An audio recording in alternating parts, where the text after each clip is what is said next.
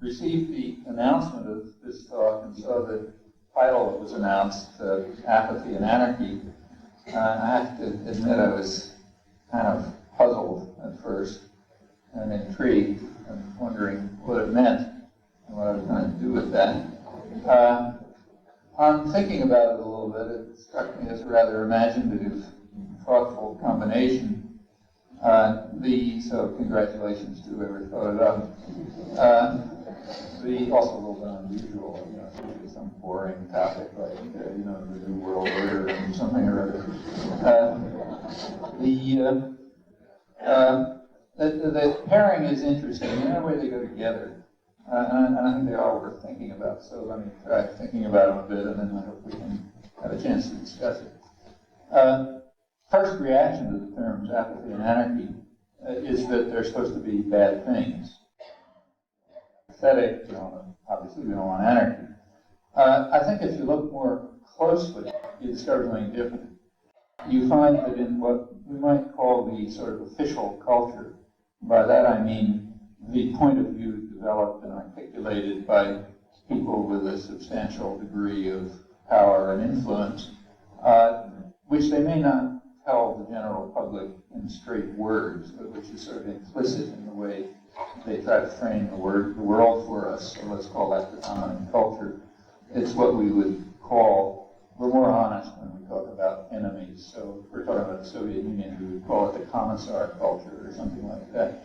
Here we have, respectable culture or something. But in that framework, I think is what I'm talking about. I think what we find is that apathy is not considered a bad thing at all. In fact, it's considered a very good thing. In fact, a desideratum, sort of the basis for the way the society ought to work, even necessary. And anarchy is considered totally unacceptable for one reason, because it's inconsistent with apathy. Anarchy basically means freedom. So Thomas Jefferson, was happy with it. But anarchy, meaning freedom, is certainly something that's not going to be consistent with apathy, which is part of obedience. So in the official culture, I think it's fair to say that apathy is highly regarded, and efforts are made to try to induce it. I think those efforts begin from childhood and go on right through professional life. While, in fact, a lot of the educational system is geared to instilling it.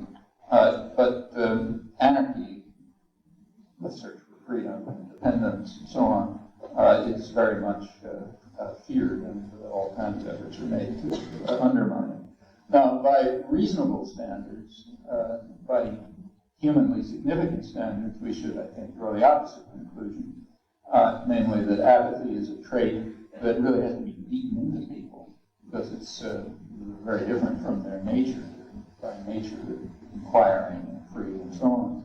And anarchy is their natural instinct and should, in a decent society, be supported and valued. Well, these are not trivial questions. I think this relates to core questions having to do with human relations, personal relations, social organization, questions of power and domination and authority and sympathy and freedom and so on. Well, let me spell out why I think those things. So let's begin with the official view, the kind of view that we would call the commissar culture in an enemy society. Their order is very highly respected. It's often called management, or the need for management. Instead of my paraphrasing, let me give you some quotes from central figures. One of the major figures in modern political life was Robert McNamara, who was the, first of all, executive of Ford Motor Company, turned it around, and major figure in the Kennedy-Johnson administration, and the Vietnam War, among other things, including reconstructing the Pentagon, carried out a huge military buildup of the early 1960s, with all of its consequences, then went on to become president of the World Bank, and built that up into a huge institution which has an interesting and complex record since obviously a major figure in the modern period. He gave a lot of thought to these topics. And here's what he had to say about it. Vital decision-making, particularly in policy matters, must remain at the top. Okay? Furthermore, that's apparently a divine imperative, not something simple. God, the communist commentators to the contrary, is clearly democratic. He distributes brain power universally. But he quite justifiably expects us to do something efficient and constructive with that priceless gift. That's what management is all about. Its medium is human capacity, and its most fundamental task is to deal with change. It is the gate through which social, political, economic, technological change, and indeed change in every dimension, is rationally spread through society. The real threat to democracy comes not from overmanagement, but from undermanagement. To undermanage reality is not to keep it free. It is simply to let some force other than reason shape reality. If it is not reason that rules man, then man falls short of his potential. And reason is to be identified as centralization of power, decision-making at the top in the hands of management. So popular involvement, popular interference in decision-making is not an increase in democracy. It undermines democracy. It's a threat to liberty. If the population is involved in influencing and directing policy, that's a threat to democracy and liberty. These are my paraphrases. The rest of this is quote. It's a violation of reason itself. No. It's a surrender. Now I'm quoting again. Popular involvement in decision-making is a surrender to unbridled emotion, greed, aggressiveness, and other such things.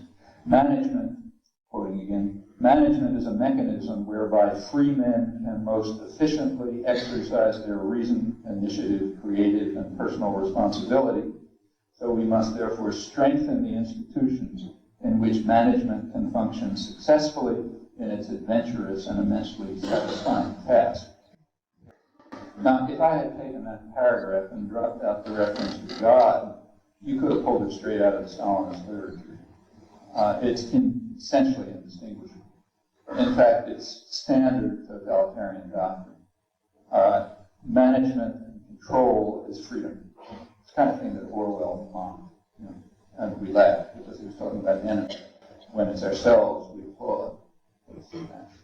But it's the same doctrine. Thank you for the same doctrine.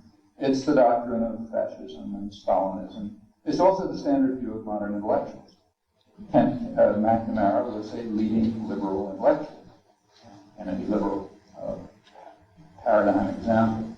It's also a pretty good description of the way our own society works. It's certainly a description of the way the economic core of society works. I mean, what's a fact? What's an enterprise business in a business term? Let's say Ford Motor Company. Well, it's the if you look at its internal structure, it's the economic equivalent of what we would call fascism in the political sphere, or Stalinism or something in the political sphere. That is, control is completely vested at the top, actually in the hands of ownership. But ownership delegates responsibility to management. From then on, power flows downwards. Power and orders flow downwards. You have your choice at each level. You can accept the orders that come from above and administer them down at the very bottom, sweep the floor. That's one choice. The other choice is to start. Okay? You don't have to rent. It's free society. You don't have to rent yourself to these fascist institutions. Be wage labor, in other words. You can starve if you choose. And nobody's going to throw you in jail or at least rent yourself because we're a free society. But those are effectively the choices. And remember, these are not mom and pop drugstores we're talking about. These are major institutions. We pretend that we have a system of freedom of trade and everybody's in favor of that, but that's all total fraud, like almost everything in the official culture. Just for all kinds of reasons. For one thing, because the United States, like every other major society, is highly protectionist and always has been.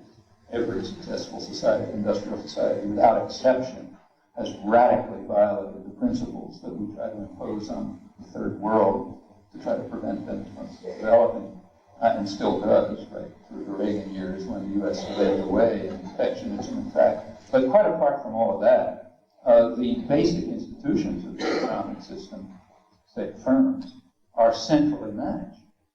I mean, if in a mom and pop grocery store they decide to put cereal on one shelf rather than another, that's not free trade. That's an internal management decision. And in fact, in classical economic theory, that's recognized. Classical economic theory and its idealizations, which are, in my opinion, so far from reality that they don't qualify as idealizations in the sense of sciences, at least. But the idealization is that there's supposed to be a sea of free trade with islands of central management. The islands are the mom and pop grocery store. Everybody agrees that, yeah, internally they're not free trade, they're centrally managed. Problem with that story is that the islands are about as big as the sea. So what's called international trade, probably close to half of it is intra-firm transfers within a particular firm. Meaning some foreign affiliate of a firm with offices in New York sends things back here. That's called trade. That's not trade any more than if in the grocery store they decide to move things around from one shelf to another. So the fact of the matter is the islands are about the size of the sea, and the sea has never been and isn't a free market sea anyway. So all pictures are now off the wall. But these are centrally managed institutions controlled with a flow of power from top down in principle. Nobody has a word to say about it.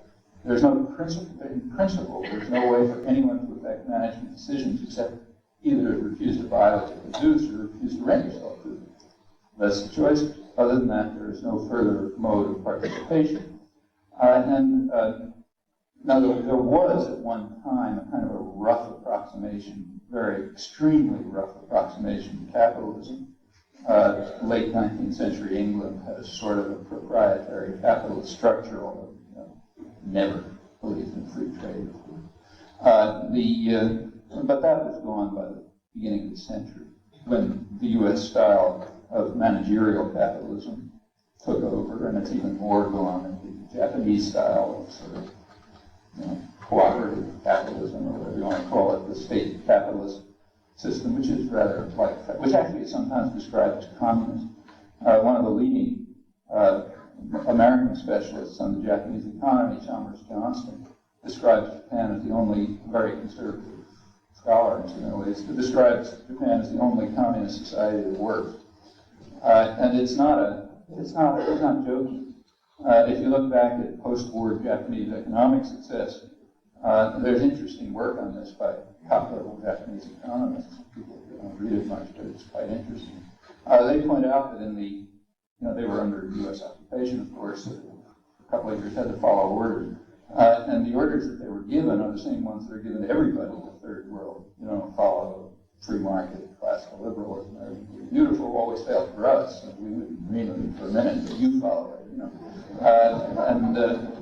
they toyed with it, but they decided about the early 1950s, as the occupation lifted, they simply decided to throw neoclassical economics out the window and go back to the structures that they understood, namely what we call fascist, basically, big corporate structures linking industrial management and banks, all tied to the state bureaucracy.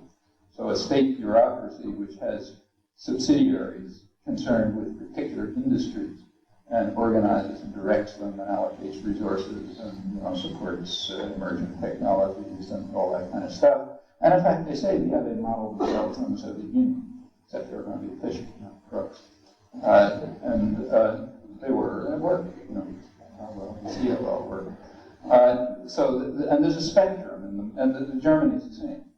Germany's central banks have a management and directing role in coordination with the state, which is just, you can call it capitalist if you want, but it's just a metaphor.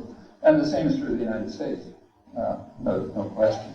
The Pentagon system, for example, which means Pentagon and NASA, John F. Kennedy's contribution to it, the Department of Energy, which produces nuclear weapons and so on. That whole system, the Atomic Energy Commission, that's the core of that's the U.S. equivalent of the Japanese Ministry of International Trade and Industry, the coordinating industry that allows private enterprise to function.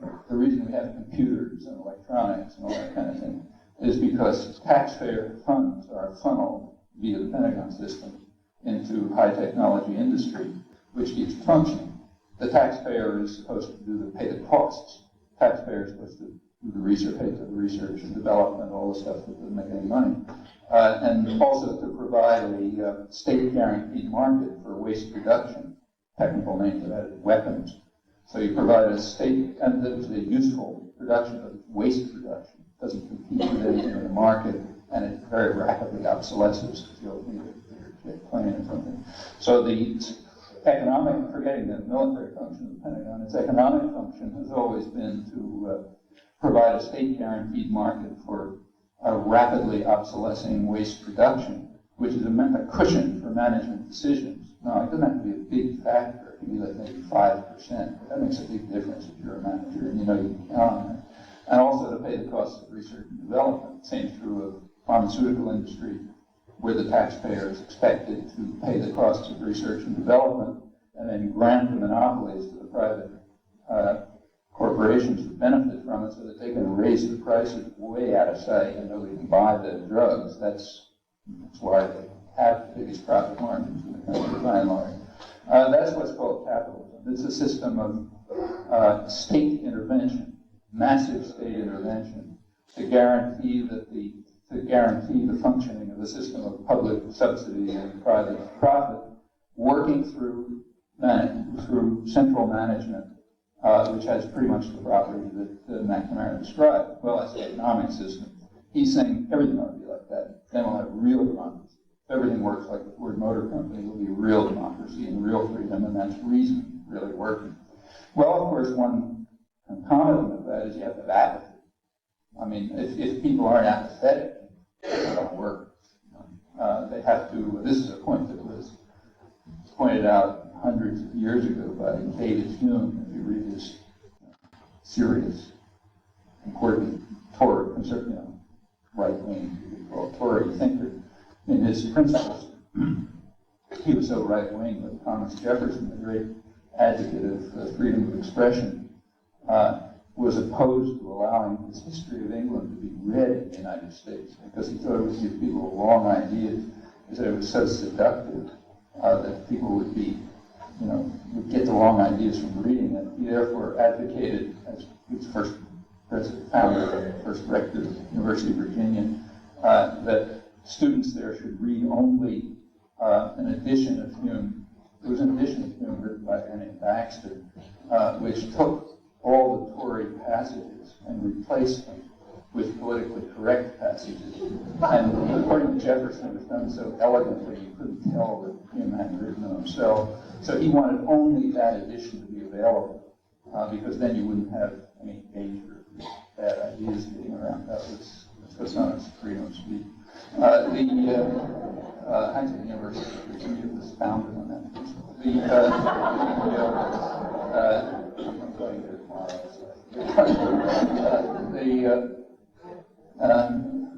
Warms up a little bit. Hume, if you look back at his government, he pointed out, interestingly and correctly, that he said there's kind of a paradox in government, any government. Namely, he said, force is always on the side of the governed, people who are governed. Now, you got to prevent them from using their force. Well, you can prevent them by, violence, like beat them over the head. But he said, ultimately, you have to prevent them from interfering with being governed, interference with management by opinion. You have to control opinion. Only if you control their opinion can you prevent them from recognizing that they really have the force and they could pursue their natural instincts for freedom and independence and overcome the system of management that's controlling them. And he said this is true of the most despotic state as it is of the most free. There's some truth to that. In fact, the only corollary that I think has to be added is that it's more true of the more free societies than it is of more despotic societies. And I think you didn't realize. So in a real despotic society, a real tyranny, it doesn't really matter much what people think. If you've got a bludgeon that you can hit them over the head with, they can think anything they like. You know? In a free society, it makes a lot more difference what they think. And therefore, control of opinion is a lot more important. I think you see this when you compare societies at opposite ends of the spectrum of totalitarianism and freedom, say, Soviet Union and the United States, which are kind of at opposite extremes, pre-Gorbachev Soviet Union. It was, in surprising ways, rather free internally in terms of opinion. So, for example, studies that have been done of dissident literature, so-called Samizdat, the underground dissident literature, show remarkable percentages of the population reading it. I mean, maybe like 50%. Incredible percentages of the population are supposed to have been reading that dissident literature. Furthermore, about 95% of the population was listening to foreign broadcasts, meaning they're getting a totally different picture of things. It was a little bit examined, not much. If a dissident in the United States could reach 0.001% of the population, they'd think, heaven has arrived. But in a country like the Soviet Union, it didn't matter all that much. So, okay, you have populations reading Samizdat, and 95% are listening to foreign broadcasts, and nobody believes a word they read proudly because it's such obvious lies. Who cares? We got the gulags sitting there. Anything they feel like. On the other hand, in a country like the United States, which is very free, you have to have much more careful and conscious control over thought. And I think we do. I think if we look closely, we find that that's exactly what is the case. The United States, as perhaps the most free society in the world, also has, I think, the most, by far, in fact, the most class-conscious business community. Very class-conscious. They think about these things. The public relations industry in the United States was invented in the United States. That's getting picked up elsewhere a generation or two later. And it was invented to control the public mind, which is the greatest threat to corporations, as was pointed out early in the century. And they don't waste, they spend who knows how much, it's secret because it's private, but congressional studies have estimated like $1 billion or a couple of $1 billion a year, and not for fun. I mean, everything from sitcoms on television to the framing of news in the newspapers to who teaches in universities and so on is thought about, and would, just sensibly, you want to control opinion, you have to think about it, and it imposes a kind of apathy. There is nothing that imposes apathy more than the standard stuff on television. It is teaching you from childhood that you are to be an isolated atom, with nothing to do with anyone else, whose only concern in life is to increase pointless consumption and to do what you're told. I mean, nobody has a real problem. Nobody goes to work, for example, and that kind of thing. There's sort of personal problems that they're dealt with, and they're kind of marginal. They're totally irrelevant to any power issue. You're basically thought to be an isolated, apathetic, obedient atom of consumption, and on the side, where he talks about it, you go to work and you do what you're told. Complete apathy, the ultimate reason, pure democracy and liberty, complete obedience to authority. Well, that's the official culture. It's true of the economic system, the principles, not arguable. It has enormous effects on the ideological system, simply because of the concentration of power and resources. And it has a tremendous effect on the political system. It means that it takes an enormous amount of resources to enter into the political system, which effectively limits it to representatives of the business community. And in fact, if somebody by accident got in, steered away from those principles, they quickly brought back into line simply by trivial actions like, capital flight or capital strike, cut down investment a little bit, whatever. All of this is well known. That's the official culture. There's also a theory of democracy that goes along with it in the official culture, and surprisingly uniform over the years. It's pretty much along the lines of what McNamara describes. And I really urge that you read this stuff. It's important to read. These are the leading thinkers modern, I won't go back, this goes back to the 17th century, but let's just take the modern period, say, last couple of decades. One of the most interesting developments of the theory of democracy within the official culture is by a man who's quite important, Walter Lippmann, who was the dean of American journalists, a major figure in American journalism, also a leading intellectual, and considered a progressive. You take a look at his essays on democracy, they may be for sale in the bookstore. They're called progressive essays in democratic theory. It's kind of a Wilsonian progressive. And it's extremely, and incidentally, he was a critical thinker. For example, he wrote very interesting critical material on the media and their conformity to external power. For example, he wrote in some of the first media critique right after the Bolshevik Revolution, pointing out how, on the New York Times, showing how the New York Times had grossly falsified everything that was going on in the interests of the Western power structure. He was an independent thinker, and he remained so, critical of the Cold War and so on. The democracy, as he describes it, is different from totalitarianism, despotic regimes. In a democracy, there are two classes of citizens. There are those who he calls the responsible men, or the specialized class. Incidentally, anybody who writes about these topics is always a member of this specialized class. It goes without saying. So there's the smart guys, the responsible men, the specialized class, the men of virtue, they were called back in the early days of the country. And it is their job to do everything that matters. They're the managers. They do the analysis and the thinking, and they make the decisions, sort of figure things out, and so on and so forth. That's their job. That's their task. And since they're so virtuous, they do it nice and well. Then there's the rabble, what he called the bewildered herd, the ignorant and meddlesome outsiders. That's about whatever, 80–90% of the population, or something like that. The rascal multitude, they used to be called back in the 18th, 17th century, beasts in men's shape. There's all kind of nice descriptions. I won't go on, but there's a lot of amusing rhetoric about them, but that's you got that there. You have to do something with those people, with the ignorant and meddlesome outsiders. Now, since it's a democracy, you don't beat them over the head, because we're a free country. And they actually have a role, Lippmann said. He said their role is to be spectators of action, not participants. In other words, they're kind of allowed to know what's going on. Okay. See, if you move over to the right, say to people like the Reaganites, they're not supposed to even know what's going on. They take a harsher view on it. That's why, for example, under people like, I don't mean Ronald Reagan, asleep watching movies or something, but the people around him, right? Say Reagan, I mean symbolically, their position was that the general public aren't even allowed to be spectators.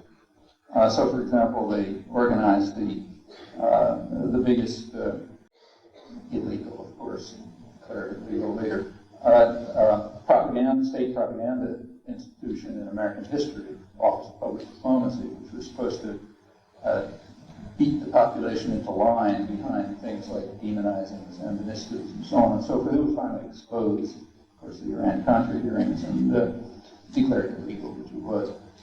And one of the high Reagan officials was asked about it by one of the few journalists who actually did some work on this, Alfonso Chardy of the Miami Herald. There always is statistical error in the system, so you find things out here and there. He quoted a high administration official who described what they were doing, and he said, well, this is the kind of thing you carry out in enemy territory, which gets the point quite accurately. The general public is the enemy, and you carry out the kind of propaganda you carry out in enemy territory because they're not allowed to know what's happening. The Reagan administration broke new records in clandestine warfare. I mean, we've always had clandestine terror, but it just took on totally new dimensions. With these off-the-shelf operations and in highly intricate terrorist operations with other states taking part, like Saudi Arabia and Israel and Taiwan grenade, and so on. Those are really oppressive operations. And the point of these clandestine operations is just to keep the domestic population from knowing what's going on.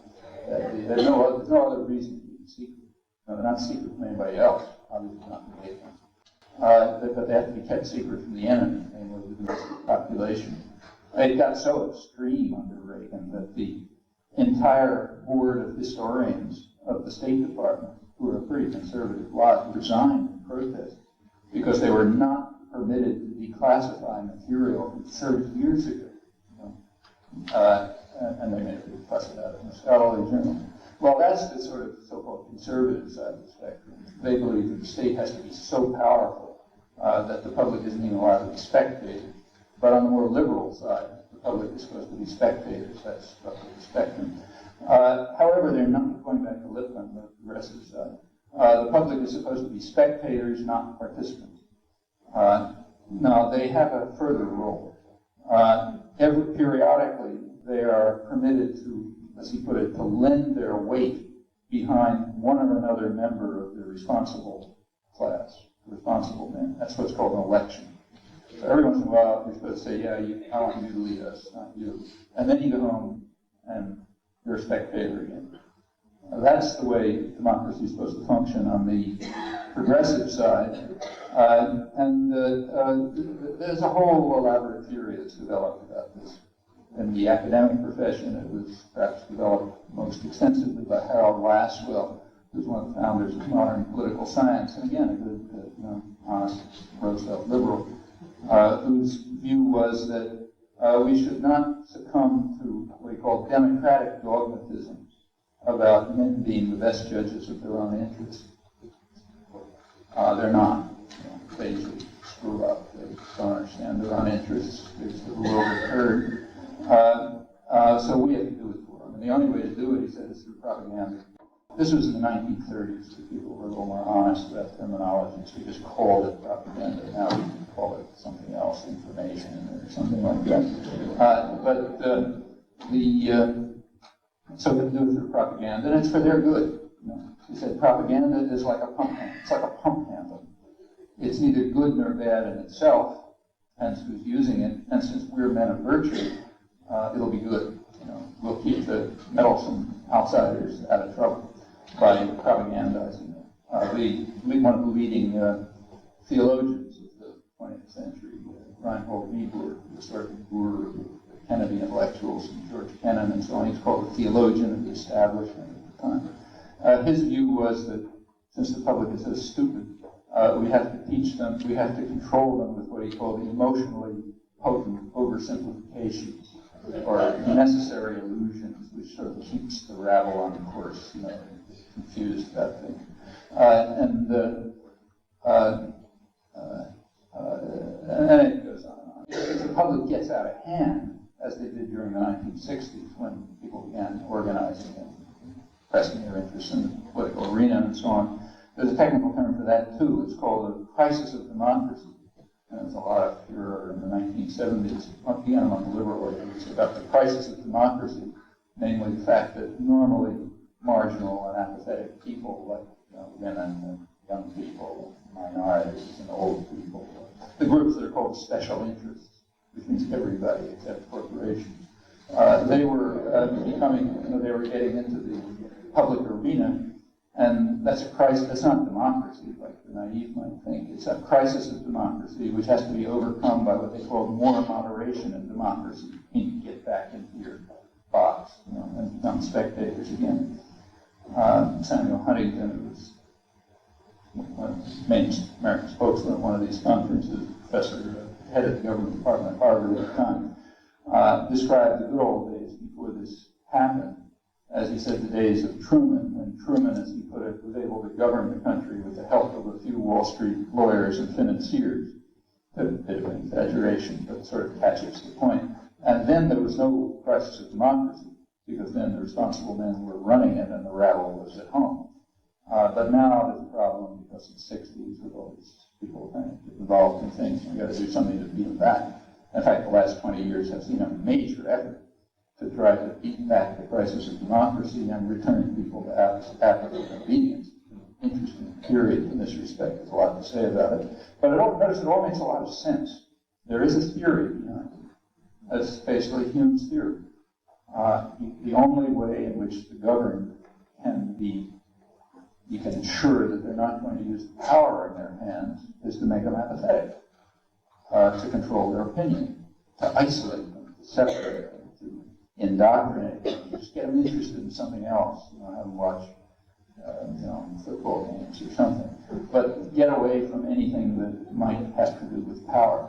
It's striking that a lot of questions, although this picture is fairly sophisticated, it has interesting elements of naivete in it. For example, if you look through the literature, you find one question that's never asked, namely, how come, let's say Lipton, how come I'm a member of the responsible committee and Eugene Debs is in jail? Why is that the case? Is it because I'm smarter than Eugene Debs? Something like that. No, it's because Eugene Debs was a leader of the American labor movement, who was put in jail because we don't believe in freedom of speech. And he came out with critical comments about Wilson's crusade in Europe, and therefore went to jail. He was considered an enemy of mankind by the New York Times. So he's not part of the responsible men, but Lipton is. And there's a reason for that. That is because Lipton himself is obedient, like McNamara. Why is McNamara the manager of the Ford Motor Company and not some other guy? Well, because he knows how to take orders from the guys who own the place. Otherwise, he wouldn't be manager. These are questions which are never asked, just as they weren't asked back, to the origins of the country when the men of virtue were running things. If the men of virtue had sort of, not worked for the people with real power, they wouldn't have been men of virtue anymore. They would have been rabble, take care of one or another way. Well, that's the unasked question, and it's understandable why that should not be asked. Well, that's the official view. Apathy is an important value, got to maintain it. Management is important. Domination is important. We want to do it under conditions of freedom, because we believe in freedom. So we want to have formal democratic institutions functioning. We don't want to have death squads. Sometimes we have, but not much. We have in client states, and there we have them all the time. You want to take care of dissidents in El Salvador, you send out the death squads and they murder you. That's fine. But at home, we don't do that. We do it in other ways, but it has to be done. Because otherwise you don't have the rule of reason, which is management and domination and apathy. Well, that's one part of the official story. What about anarchy? Well, anarchy is obviously, that's what anarchy is. You mean a lot of things by it, but it has a traditional doctrine. Anarchist doctrine goes basically back to the 18th century when most, in the modern form, when most contemporary political thinking has its roots. And it's not a definite doctrine, actually. It's kind of like a tendency in human thought and human action. It's the tendency which tries to expand the domain of freedom and to expand the domain of self-realization and voluntary association and solidarity with others and so on. If it has a teaching, the teaching is try to take a careful look at the social relations around you and see if you can find, and you won't have any trouble, see if you can find examples of domination and authority. And when you find them, challenge them. Ask if they're legitimate. They're always, it's the burden of proof is always on those who call for the authority. That's the basic principle of anarchy. That's why it's fair to call Jefferson, at least in his theoretical moves, I don't mean his actions, but in his theoretical side, an anarchist, which he would have accepted this position. You want to try to seek authority and domination and question its legitimacy, but there's nothing inherently legitimate about it. Contrary to McNamara, Lipton, etc., domination is not legitimate per se. It has to be justified. If you have power over someone else, that requires justification, and the burden of proof is on the person who exercises and claims the power, no matter what the relationship is. Well, sometimes that burden can be met, but it's not so simple. I mean, there are times when I think it can be met, but it has to be met. So, like if you have you're taking care of a 3-year-old kid, and the kid runs across the street in traffic, and you stop him, you can give a justification to him. plausible justification can be given for that exercise of authority. And there are other cases where authority can be justified. But the point is, from the point of view of the people who believe in freedom, people who believe in anarchy, that the justification always has to be given. It's never automatic. It has to, you have to, the burden of proof is on those who exercise the authority. If they can give the justification under particular circumstances, okay, then the authority becomes legitimate. Otherwise, it's not. Authority is otherwise always illegitimate. And that comes from a conception of human nature, which says that it's an infringement on human rights for a person to be forced to obey, forced to do things. That's actually the origins of modern libertarian thought. It's called classical liberalism. The basic idea, if you go back to the classics, people like, say, Wilhelm von Humboldt in the 18th century, who inspired Mill, or Adam Smith, for that matter, or any of the libertarian thinkers of the 18th century, or Jefferson in his theoretical mode, at least. The basic principle is, as Humboldt put it, that there was a conception of human nature, which said at the core of human nature is the need and therefore the right to be independent, to inquire and create, as Humboldt put it. And if anybody acts under external compulsion, that's illegitimate.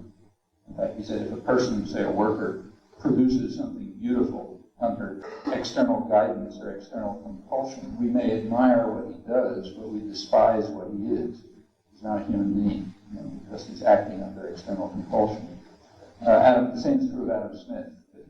Everybody talks about Adam Smith is two Adam Smiths. One of them is the image, which used to beat people over the head. The other is the actual person who had various interesting ideas. And those two things have almost nothing to do with one another. The actual Adam Smith, for example, despised capitalism.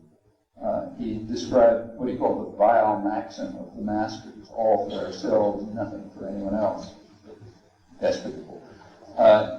Everyone who studied at a good college has read the first paragraph of Wealth of Nations, in which Adam Smith talks about how wonderful the division of labor is, and how it's a great thing, it's the wealth of nations, and so on and so forth. Very few people have gotten to whatever it is, 530 or something, where he explains why the division of labor is inhuman. Because he says division of labor is going to force people, the people who are compelled to have their work controlled and broken down into particular parts, it's going to turn them into something as stupid and ignorant as it is possible for a human creature to be. Because human nature, human intelligence and understanding develops from the actions that you carry out.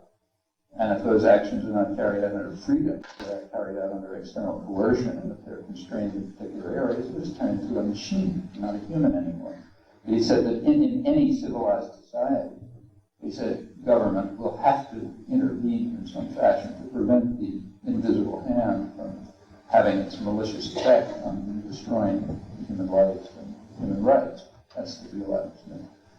But incidentally, in the Chicago is a free market economy, but they put out a bicentennial edition of Adam Smith's book, the scholarly edition, with all footnotes. And so on. Take a look at the division of labor in the index, and you'll notice that this section is not listed in the index. But anyhow, that's what he thought. And there's a conception of human nature. The conception of human nature is the classical libertarian conception of the 18th century, which is based on a principle of human freedom and human creativity. And that means freedom from domination and authority. Now, the classical liberal thought, say 18th century thought, these people looked at the world around them and identified the authoritarian institution. They followed the principle. They tried to identify the authoritarian institutions around them. And the salient ones were the absolutist state, the feudal system, slavery, the church. And that's what they were opposed to. They were to be free from all of those things. But not because they hated the state, rather because it was authoritarian. The principles say that any system of authority and domination must be subject to the same critique. Now, they lived in a pre-industrial age. They didn't see the modern corporation, which is a system of authority and domination that goes way beyond anything they dreamt of. But the very same principles carry over. A consistent 18th century classical liberal would be anti-capitalist, would be in favor of breaking down the systems of management and authority that are in the management system, the system of private ownership and the management from above, would be anti-capitalist, in effect, in a modern sense, certainly anti-state capitalist. It's interesting, in the United States, there's a group called libertarians who claim this history, but in my view, they're personally radically different from what are called libertarians outside the United States, but I also think they're misreading the classic. The libertarianism in the United States is sort of free market capitalism, without stating it clearly. But that's not the classical liberal ideal. Classical liberal ideal has a principle behind it. Humans should be free from external constraint, authority, and domination in any system, including exactly what the libertarians think should have maximum freedom in private corporations, which are just extreme absolutist institutions of control and domination. If one thinks it's true, I think it's not quite a different story. Well, throughout human history, continual conflicts over these things, and they never resolved. And in fact, I think, if you want to be an optimist, you can argue, hard to be an optimist in the 20th century. You'd say, not a pretty century in history, but still, if you look at it, I think over time you can find that the rabble, ignorant and meddlesome outsiders, have gradually, over time, by constant struggle, succeeded in kind of extending the moral realm, breaking down some of the institutions of domination and control. Like, we don't have absolutist states. We have parliamentary systems, which are a step forward. They may not have a lot of content, but they're a step forward. It's better to have them than not to have them.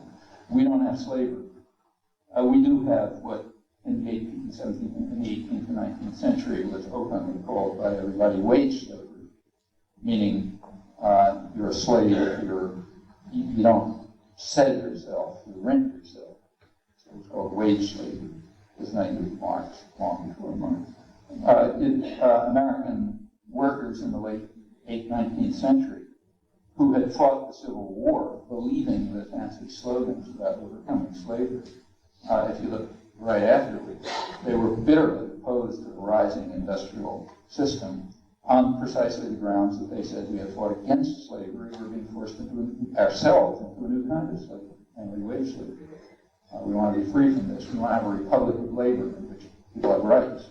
That had to be beaten out of their heads by violence, a very violent labor history because of this, and later by control of opinion. So those ideas, and in that respect, we've regressed a lot since the 18th and 19th century. Those conceptions seem very strange now, though they were very obvious to the 18th and 19th century mind.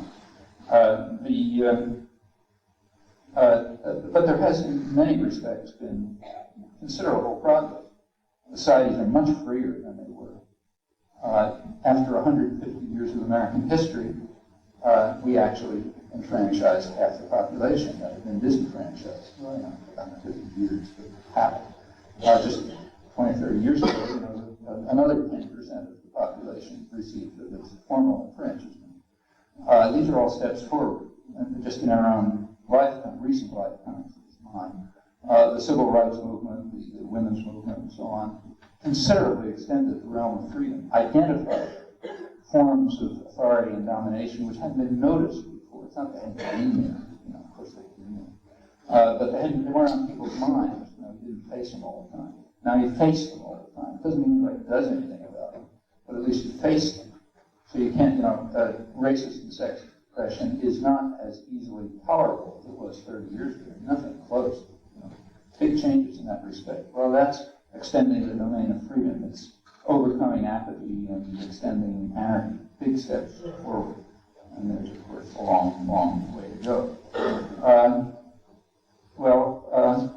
Let's turn more directly to the current period and see how these things are playing themselves out. There's lots to say about this and lots of possible topics, but I'd like to have time to discuss it. In the last, there are always changes in the world system. It's never completely static. There's big changes that have been going on for the last 30 years or so, 20, 30 years. One major change took place around 1970, an important change. In the earlier, since the Second World War, the United States, well, let's go back to the Second World War. The United States came out of the Second World War. There was a new world order after the Second World War, quite different from anything that had existed before. One country had enormous power, the United States, just historically unprecedented power. There had never in history been a country that had that monopolized that much wealth and power. The United States literally had 50% of the world's wealth, which is just unheard of. It had almost all the military power, not all, but certainly an enormous amount of it. It had no enemies anywhere. I mean, it controlled both oceans, controlled the opposite sides of both oceans. American planners recognized they were in a good position to organize the world, and they set out to do this very self-consciously and very thoughtfully. There's very interesting literature about this. Some was public, a lot of it was classified, now declassified. One of the advantages of a free society, pre-Reagan, is that there's a lot of declassification of older material. The public is allowed to be spectators. And when you look at it, you find very sophisticated global planning in the interests of U.S.-based corporations designed to organize the world in a particular fashion. Over time, that changed a bit. By 1970, in part because of an unexpected cost. The Vietnam War was an unexpected cost. It turned out to be pretty costly to the United States and very beneficial to its rivals. Japan had reconstructed in the first place as a kind of an offshore procurement area for the Korean War, which also gave a shot in the arm to the European industry. But the Vietnam War carried that a lot further. Europe, for example, Canada, became the biggest per capita war exporter in the world, gaining a lot of money by its participation in the total devastation and destruction of Indochina. Same is true of Europe, same is true of Japan. South Korean takeoff goes back to that period. South Korean mercenaries who were carrying out terrorist atrocities in South Vietnam at an incredible level provided about 20% of South Korea's foreign income at that time, which sort of helped spark the South Korean miracle. Well, all of these things, and it was costly to the United States, way beyond what they expected, which is why Wall Street finally turned against it. I think Lyndon Johnson out and told him, get out of this.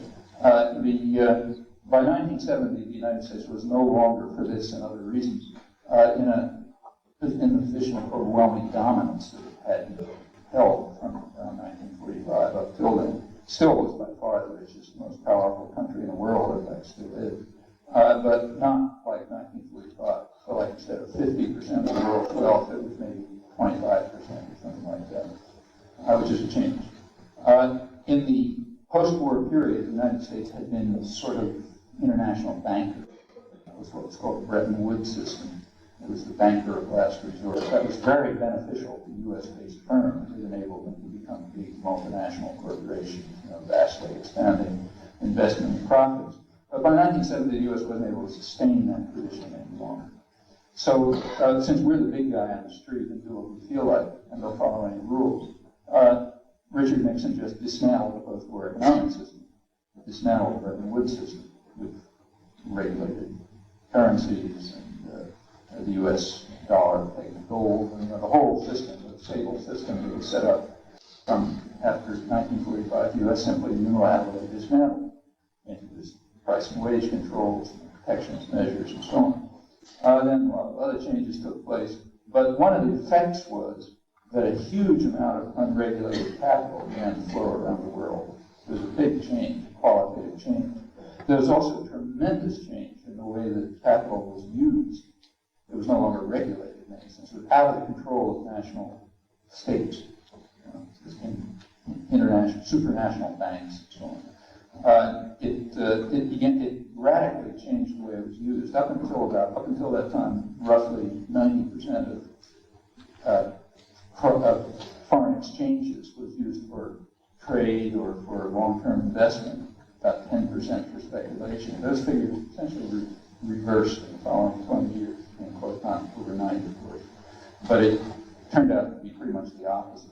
Well, no, 90% of capital being used for speculation. That may be, a lot of economists think that's one of the reasons for the considerable decline in growth since that period. There's been kind of economic stagnation since that period. There's been the U.S. real wages, for example, have stagnated or in fact declined since that time. And it's a global problem. The third world is devastated by the rich countries. First world, so-called, they sort of managed it one way or another, but without anything like the growth rates of the early period. This is part of the reason for it. Another consequence of all of this was a very rapid, what's called globalization of the economy, internationalization of the economy. It became much easier to transfer labor elsewhere, to transfer labor to high repression, low wage areas, and away from the home country. So, I mean, this has always been done. Remember, these are changes, not innovation. But the changes are qualitative, and they bring about a different situation. So, for example, if you look at, say, U.S. manufacturing, it now becomes necessary when you talk about the U.S. economy to make a sharp differentiation between, to explain what you mean by U.S. Do you mean by U.S. the geographical entity, or do you mean by U.S.-based corporations? Now, there always was a difference, but now there's a significant difference. So you really have to be clear about which one you're talking about when people talk about the U.S. economy and so on. For example, if you take trade, say imports into the United States, and you consider, take say a U.S.-based corporation which is importing from Indonesia, Guatemala, or somewhere, stuff that one of its subsidiaries produces over there. That's like moving things from one shelf to another in your own grocery store. If you don't count that as imports, the U.S. trade deficit essentially disappears. So there's, in that sense, the trade deficit is kind of a terminological artifact, defined following from calling the United States a geographical area, not U.S.-based corporations. Now, policy doesn't care about the United States as a geographical entity very much. It primarily cares about the U.S.-based corporations. Again, this is an insight that you can learn from Adam Smith, if you want to go back to the classics. Again, everyone has read or has been told that Adam Smith was a big opponent of mercantilism and colonialism, and described how bad they were for the people of England, bad for free trade. That's about half true. And what he actually said is colonialism and mercantilism are harmful to the general public of England, but very beneficial, he said, to the merchants and financiers who are the principal architects of policy. So it was great for them. The guys who made the policy, the merchants and the financiers, they benefited by these protectionist systems. It's just the general public was harmed. Well, that's social policy. The principal architects usually do very nicely, thank you. The guys with the power who design the policy usually come out very well. And if the general public suffers, that's none of their business. After all, they're looking after their own interests. They're following the vile maxims. And that carries all the way through. And what Adam Smith is saying in more modern terms is, unless you carry out class analysis of policy, you don't understand the thing. That's another part of Adam Smith's legacy that's been carefully buried, so nobody hears it. But he was not a fool. You can see what's obvious, and that's obvious. That's why social policies typically turn out to be welfare for the rich, including imperial policy. They may be very harmful to the general population, but they're usually quite beneficial to the principal architects, who are ultimately the people, not merchants and financiers, they're now industrialists and investors and so on. And that remains true right up till today. So if you take, say, U.S. share in world manufacturing output, if you define U.S. as meaning the geographical entity, it's declining. If you define it as meaning U.S.-based corporations, it's doing very well, probably increasing, certainly stable. And the same is true by whatever measure you take. Well, the principal architects of policy are designing policy for themselves, not for the rabble. That's obvious. They may do quite well even if the geographical entity declines. Well, it is declining. The geographical entity is certainly declining. You walk around very significantly in the last 10 years when the principal architects had considerably more leeway than they usually do. And as I'm sure all of you know, there was a very radical transfer of resources from the general population to the super rich. There wasn't a lot of wealth production in the last 10 years. Most of the debt was wasted in speculation and imports. But there was some.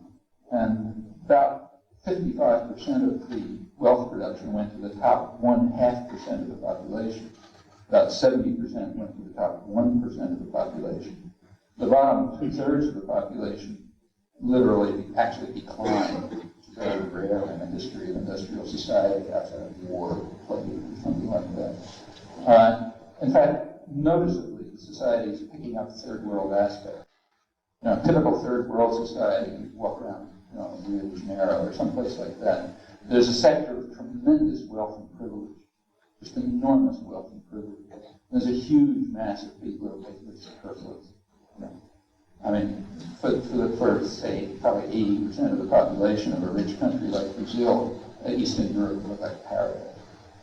But for the rich sector, maybe 5-10%, they live like, London, rich people in London, New York, and so on. That's what a typical third world society is like. And, we're a rich country, so we don't look like that, but we're moving in that direction.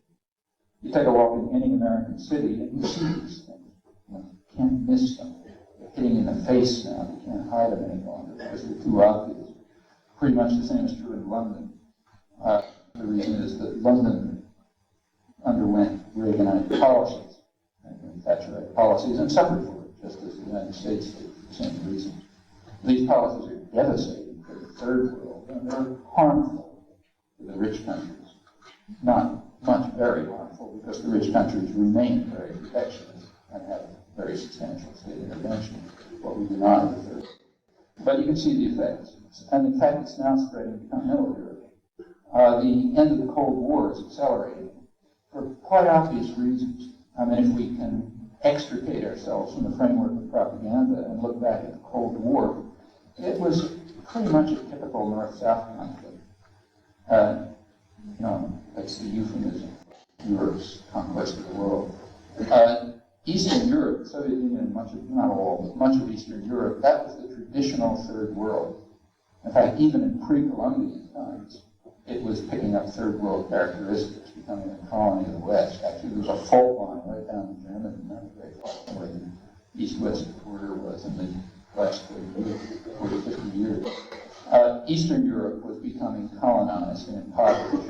Western Europe being developed. You see this in the 15th century. By the 20th century, it was quite significant. Eastern Europe was a typical third world colony of the West. It was providing resources, raw material, such investment as there was almost entirely Western-owned. Development was Western-initiated. It was kind of like Mexico, Brazil, something like that. Well, the Bolshevik Revolution and then later the extension of Soviet tyranny of much of Eastern Europe that broke that pattern. And we don't permit that. No part of the third world is allowed independence. If it's Grenada, you can take care of it in a weekend. If it's a sixth of the world, it may take 70 years. But the logic is quite similar. And with the end of this process, much of that region is going back to its traditional third world status. That's pretty much what's happening there, if you look. It's beginning to pick up third world characteristics with a very rich and privileged sector and such huge population of impoverished people. The rich, privileged sector is, not surprisingly, the old Communist Party. The guys who ran the place before are still running it, for the most part. But now they're the guys who run the franchises for Western corporations. You're a Western investor and you want to go in there and get somebody to run the local franchise. You want the people who sort of know their way around, who have the experience in kicking people in the face and who have the right contacts and so on. So you turn to the old nomenclatura, the old Communist Party elite who are happily obliged.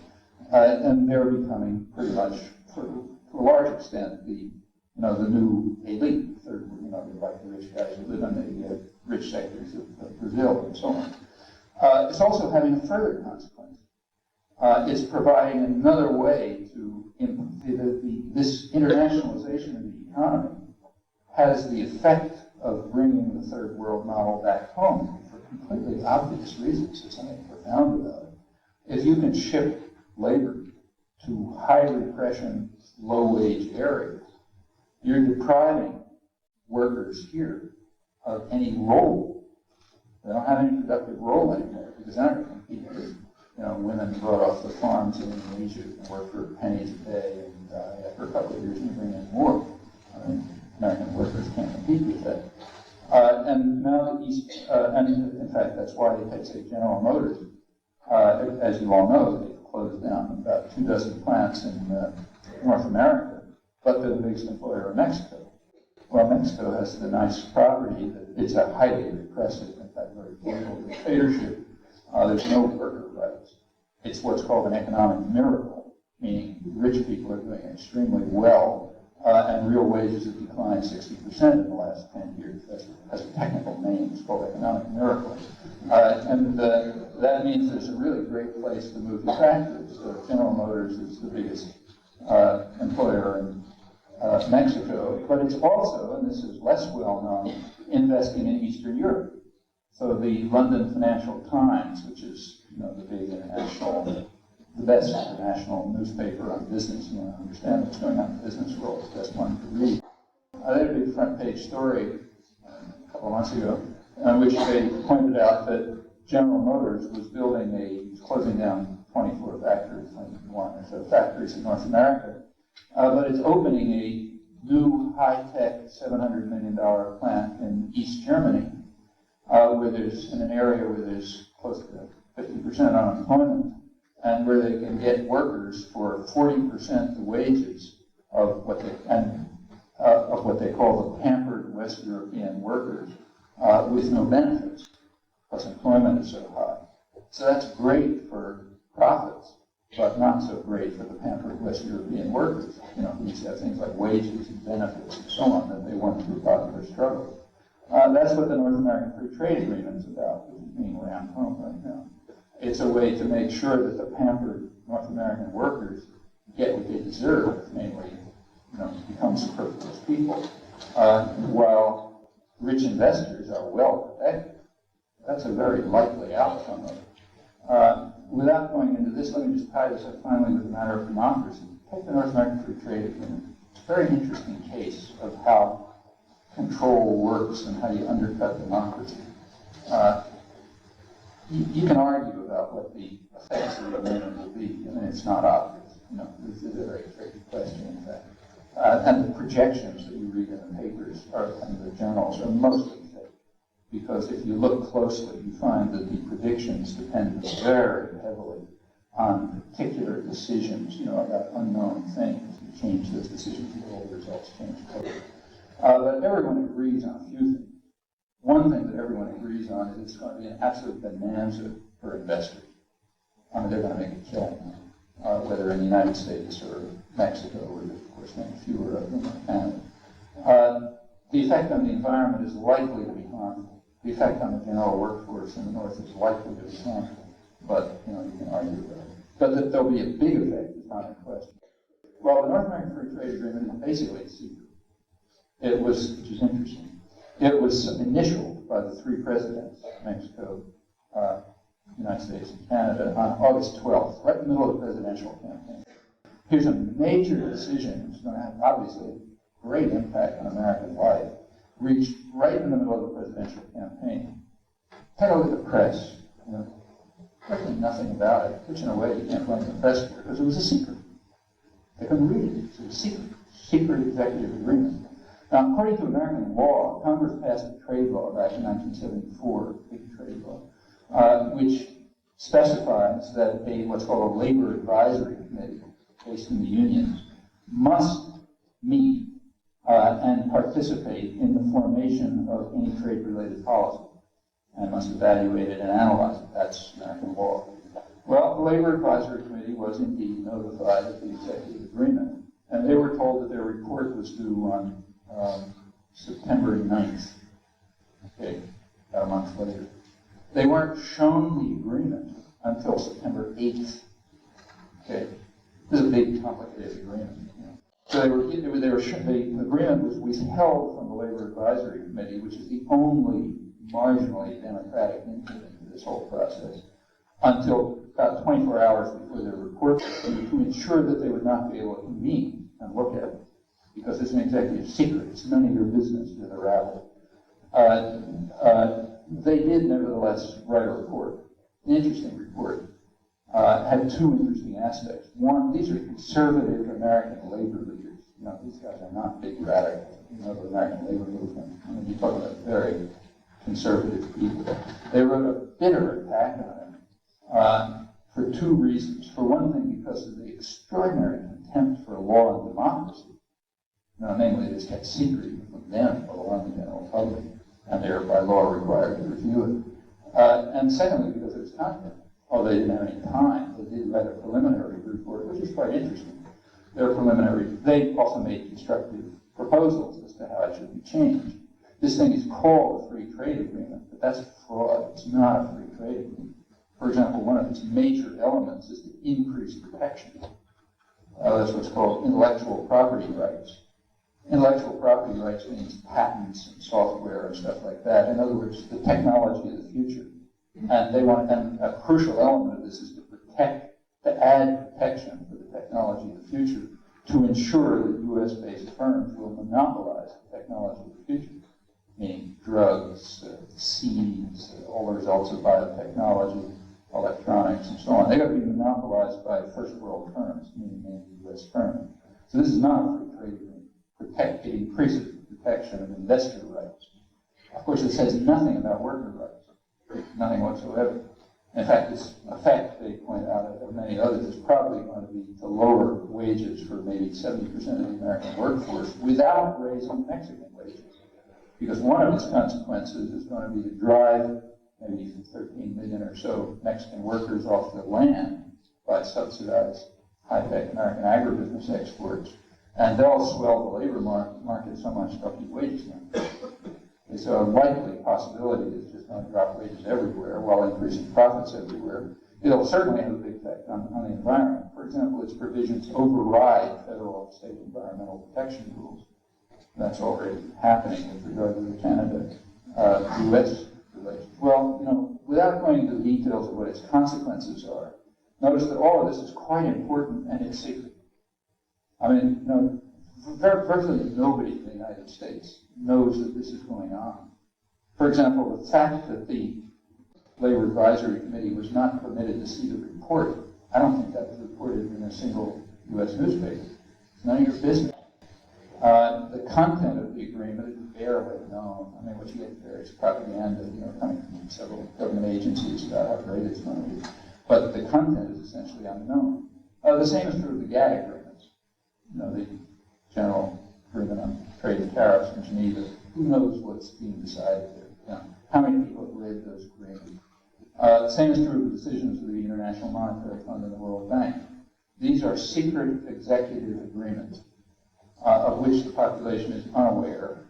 And furthermore, as in the NAFTA case, the population doesn't even know that they're unaware. Okay, now we've got the perfect means of destroying democracy totally. Not only does the population not influence what's going on, which is the major point, but they don't know what's going on, and they don't even know that they don't know what's going on. And meanwhile, we have all democratic forms functioning perfectly, you know, except they have less and less substance because of the nature of executive decisions taken at a level so remote from any popular influence that people can't even know about. Now, there's a big discussion about this going on in Europe. Europe is more politicized than the United States, partly because of the labor movement still and so on. And a lot of the press you read about the European community actually has to do with this. In European community terminology, there's what's called the democratic deficit. It's a big issue. The democratic deficit refers to the fact that in European community decisions, power is vested at an executive level beyond the influence of parliaments, which are partially reflective of popular opinion. That's called the democratic deficit, and people are concerned about it. They don't believe what McNamara says, that management is the embodiment of reason when everybody ought to be a slave, because that's democracy. And so there's a big debate. On the other hand, there are many needs to undercut them. For example, shipping factories over Eastern Europe. So Daimler-Benz, the biggest German conglomerate, has made it very clear about a year ago to German workers that if they went on strike, they would simply move their factories elsewhere, including to Russia, which is now another source of cheap, disciplined labor that you can use to undercut the pampered West European workers. Well, these are all big things that are going on in the world. They're going to affect us. They have an effect both on the long-term effort to try to deprive democratic forms of any meaningful substance, and also on shifting the population towards a kind of third world model. We're not going to be like Brazil, because we're just too rich, and the population is too well organized and so on, but toward a kind of third world model with a pretty big superfluous population and a sector of relatively wealthy, maybe extremely wealthy people, of whom, if you're a college graduate, you have a fair possibility of entering. Although I should say in the Reagan years, thanks to the genius of Reaganomics, by about 1987, wages for the colleges had even started to decline. So that will probably be temporary. But these are tendencies that are going on. Well, there are also big counter tendencies. The counter tendencies are very striking, in fact. The crisis of democracy that everybody's worried about is much greater now than it was 30 years ago. The population is much less apathetic than it was 30 years ago. It's not organized.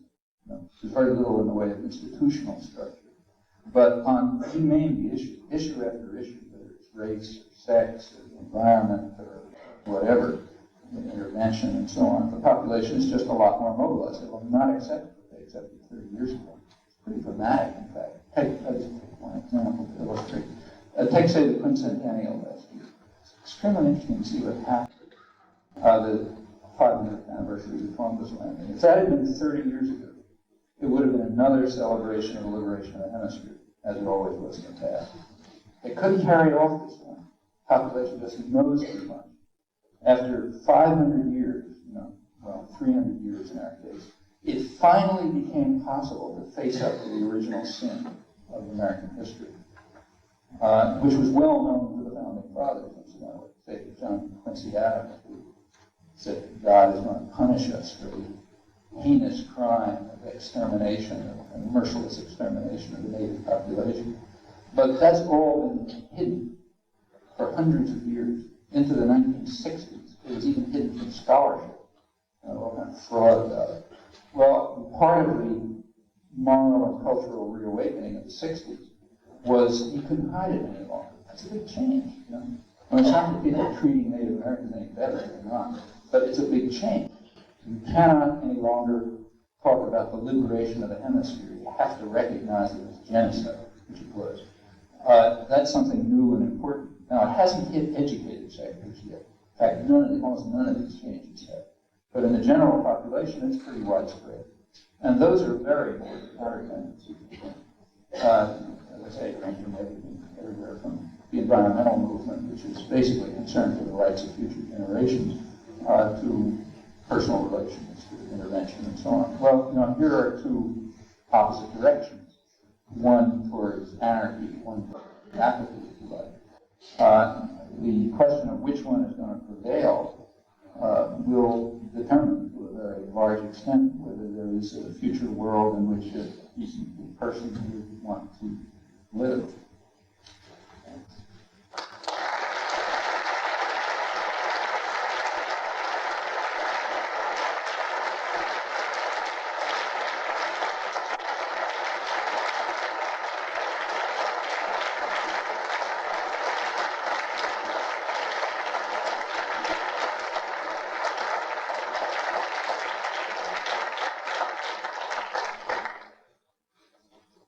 Managing this show, do you have that word? Now we have anarchy. There are a couple of mics back there. They're like saying something.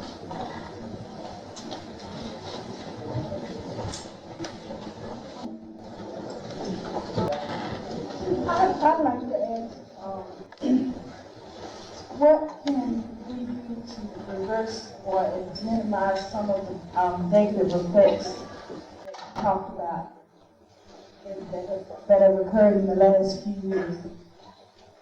I don't think there are any big secrets, or if there are, I haven't heard them. But the reason, simply ask yourself what has worked in the past. How did the civil rights movement work? Well, we know how it worked.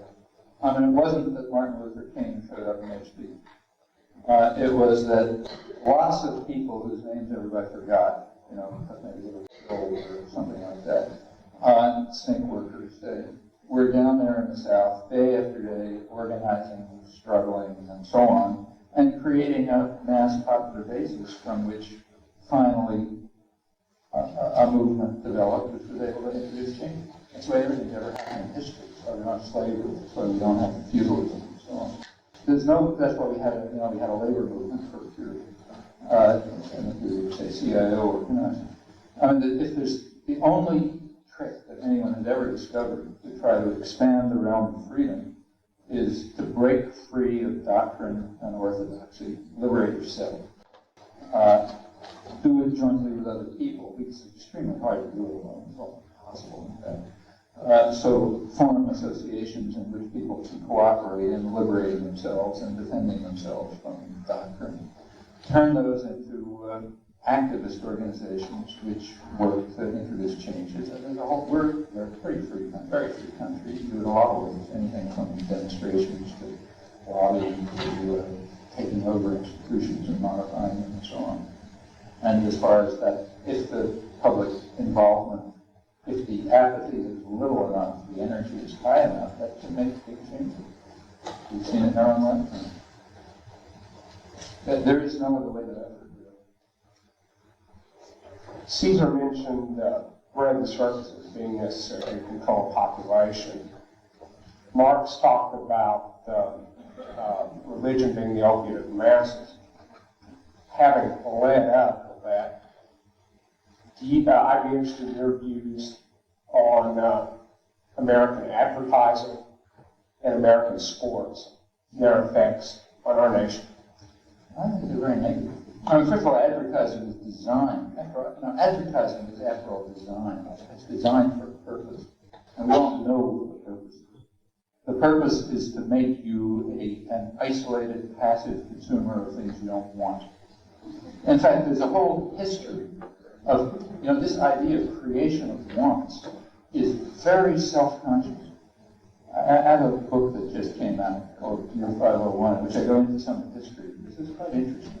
It goes right back to the beginnings of modern industrialization. You had to force people to want things that they didn't want. And it was always understood.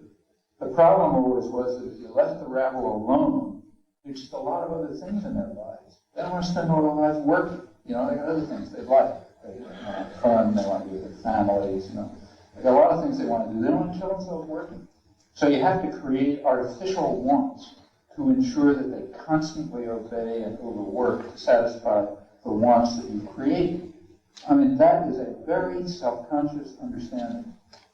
It's not subtle, it's conscious, all the way back. You see it very dramatically. When it happens over a long period, it's not so easy to perceive, but sometimes it happens very dramatically, like after a slave revolt. So one striking case was in Jamaica around, I think, 1832 or 1833. Jamaica was a British slave colony, and it was a big plantation. All the colonies, of course, enriched Britain and France enormously. And there was a slave revolt in Jamaica, and it became too costly for the British to hold, so they decided to free the slaves. But they had a problem. They wanted to make sure that the slave system remained. Okay? And they were going to free the slaves. So how do you do it? Well, you take a look back at the parliamentary debates. Here it was sudden, so the parliamentary debates are quite conscious. And they decided on two things. They said, look, if we let these freed slaves really go free, they're just going to become farmers. It's just, there's plenty of land, they'll go out and farm a little, and then they'll go back to their normal lives, which they won't be following our orders, and they'll be doing whatever they feel like, having a good time, whatever. So that's no good. How do we stop them? Well, two ways we decided upon. One, cut off their access to land. Remember, this is the time when everybody's talking about free trade and Smith and so on, but only when it doesn't hurt you. When it hurts you, you throw that stuff out the window. So we get the state to intervene to close off the land so they don't have access to land. The other thing is we have to create wants. We have to make them want things that they're not going to be able to get unless they become wage laborers working at the plantations doing exactly what they were doing before. Okay, so we want them to be as wage workers doing exactly what they were doing before, following the orders of the same masters as before. And the only way we can do it is by forcing upon them artificial wants which they don't want. And a big effort was made to do it, and over time that sort of succeeded. That's advertising. I mean, advertising is a way of, the kid in the ghetto sees, Magic Johnson or somebody running around with $200 sneakers. Okay, those are the values. I bet you $200 sneakers. That's stuff drugs. There's no way to do it. That's creation of wants. And that goes on all the time. I mean, you're bombarded. You're absolutely bombarded with creation of wants. If you ask yourself, why do I want those things? The answer is you don't. They're nuisance. That's thrown out. But your whole psyche is one of being bombarded with want creation. And that's very important. That's the way to keep you working hard, instead of doing other things, like maybe thinking that maybe you want to take over the work yourself and organize it the way you feel like, and so on. Well, that's one thing. The other thing is just the content of standard television. I don't watch a lot of it, but enough, everybody knows what it's like. There's a picture of life that's presented in television. It doesn't have anything to do with life. But it's a kind of a picture which you're bombarded with, and you're supposed to kind of absorb the values of. Well, the picture of life is one in which there are only small personal problems. There's no class warfare, for example. There aren't any people struggling to improve their work, or say, improve work conditions, or doing anything that's meaningful. That's out. All that there is consumption, doing things for yourself, improving your status, that kind of business. Well, that's a picture of life. What about sports? In my opinion, professional sports, especially professional sports or spectator sports, are a very important technique of ideological control. I'm sure but I remember in high school asking myself once, why am I cheering for the high school football team? I don't know a single person on it. I wouldn't want to talk to me. I wouldn't want to talk to them. I hate the high school. Why am I cheering for the high school? Well, I don't say I went on cheering for it. These things are ingrained. It takes trouble to get out of it. But if you're cheering for the high school football team or for the local, whatever it is, first of all, you're subordinating yourself to an external power. You're cheering for people who do things you can't possibly dream of doing. That's 500 pounds, running and bashing pieces and so on. So there's some big power out there, and it's violent. Most of it's pretty violent, So it builds up jingoist feelings and feelings of violence and suppression and controlling other people and so on. And it's at a distance. Somebody else is doing it. You just cheer, so you're passive. You're apathetic. You're a completely passive observer of violence in your interest. Not very far from war, in fact. And I think that's what it's for. It's to build up passivity. What's the point of it? Who cares? Who cares if it's the thing that has Greenville written on it or the thing that has something else written on it? Does it matter? Does it matter for an insane person which team wins? That's an important part of the culture. Participant sports are fine. I'm sure people enjoy it. But what's the point of spectators? If you look at it like you go to the ballet, so I can see the point of watching a professional basketball team. They really do interesting things, but who cares who wins? It's just as interesting as the other guys think. That's like going to watch the ballet. That's something you can't do. So kind of, elegant to watch. Well, that you can understand. But all that's invested in it, and it's not just the United States, it's all over the world. I remember when Brazil lost the World Cup in soccer a couple of years ago, there was a suicide wave. I remember I was in Italy once. I was living in Pisa.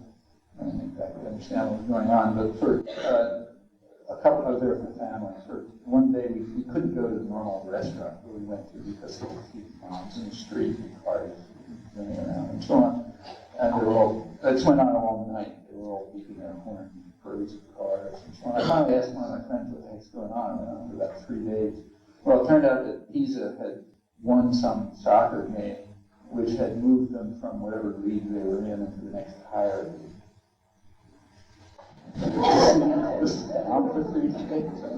That's a form of mass lunacy,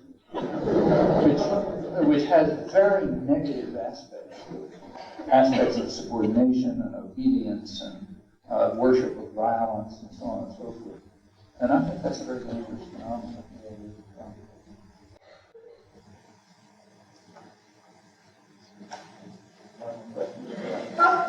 Okay. One more than manager spoke up. Early in your talk, you implicated educational institutions like this university, for example, among those institutions that create that apathy and dominate. And I wondered if it, perhaps in a different sense or a larger sense or whatever, you see that education has a role in creating the kind of society that you, by implication at least, seem to want. Well, no, education is extremely, real education is liberating, but the actual institutions are pretty deadening. I think they're socially functional. They stay that way because they're socially functional. And I think it starts way before the university. So if you take, if you go back to elementary school, just think about your own life. I'm sure it can't be very different from mine. If you think about your own life through school, there is a category, you're faced with choices at every point. One choice, first of all, there's a lot in the educational system that's kind of stupid. You're given stupid things to do. I think that's functional and support them, because every time that happens, you have a choice.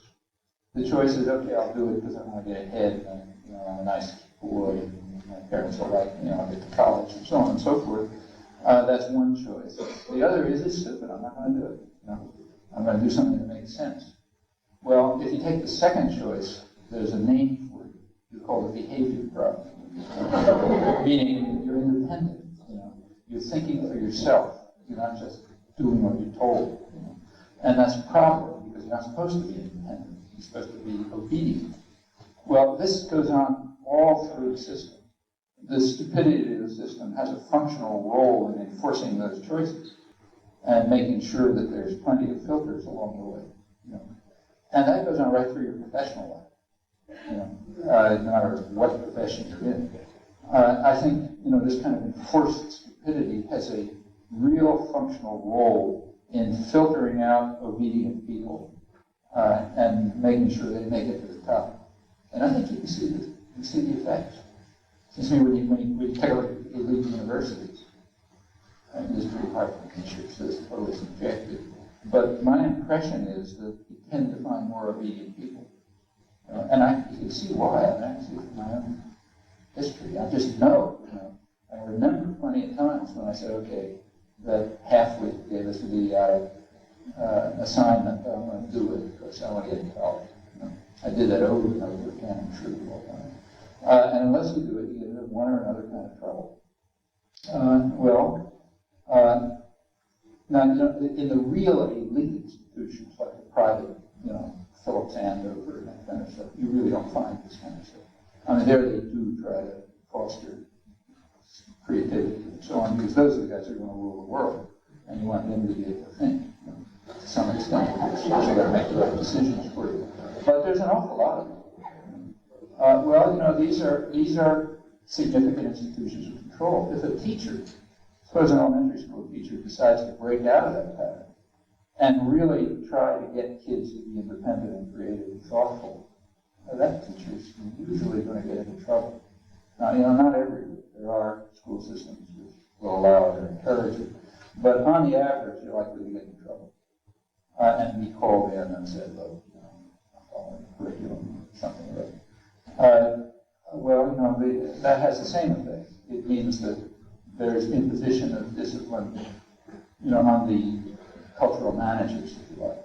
And again, that goes up all the way. It goes all the way up to whether you're a journalist, you're a journalist in a newspaper, and you start pursuing the wrong kind of story too independently, a story that really threatens power. Chances are you'll be called on the carpet. You may not be thrown out, but you may have it explained to you that you're getting there's a lot of techniques for this. You're getting a little too emotional, or too involved in things. You want to be a little more objective. Why don't you go down to the, metro desk and shuffle papers for a while until you learn the trade better. And that happens in graduate school. I've seen it happen in graduate school over and over. These are just things that, it's not that anybody thinks about it particularly, they're kind of automatic. Once you've internalized the values, it all flows automatically. And these procedures of control, you got to fight against them. First you got to identify them, and then you have to struggle against them like every other kind of authority. But I think they're very real. They're in all aspects of life.